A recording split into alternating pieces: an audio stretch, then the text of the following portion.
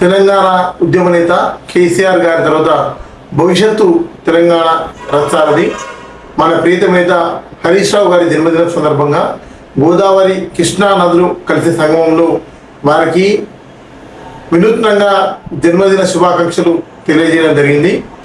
14 సంవత్సరాలు తెలంగాణ పోరాటం చేసి 10 సంవత్సరాలు తెలంగాణ రైతుల కోసం ప్రజల కోసం ప్రభుత్వంలో ఆరాటపడిన మన ప్రీతమ నేత ఎన్నో అవంతరాలు వచ్చిన కాళేశ్వరం ప్రాజెక్టు మరి తదితర ప్రాజెక్టు కట్టి కరువుతో అల్లాడుతున్న తెలంగాణ ప్రాంతాన్ని, కన్నీటితో బాధపడుతున్న తెలంగాణ రైతాన్ని ఆ కాళేశ్వరం జలాల ద్వారా కన్నీటి తుడిచి కాళ్ళు కడిగిన మన ప్రీతమైన హరీష్ రావు గారి జన్మదినం సందర్భంగా ఈరోజు కృష్ణా గోదావరి నదీ జలాలు కలిసి సంగమంలో బోట్లలో వినూత్నంగా వారికి జన్మదిన శుభాకాంక్షలు తెలియజేసి వారిపై ఉన్న అభిమానాన్ని తెలపడం జరుగుతుంది.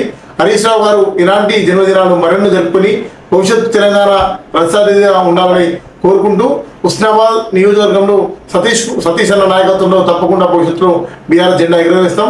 కరీంనగర్ పార్లమెంటు కూడా వినోద్ కుమార్ గారి నాయకత్వంలో జెండా ఎగురేసి ప్రత్యేక ప్రభుత్వంలో క్రియాశీలక పాత్ర పోయించి మా రాష్ట్రాన్ని అభివృద్ధి చేసుకుంటామని తెలియజేస్తూ పేదల పెద్దన్న భవిష్యత్తు తెలంగాణ రథసారథి మన ప్రియతమ నేత హరీష్ అన్న గారికి హృదయపూర్వక జన్మదిన శుభాకాంక్షలు.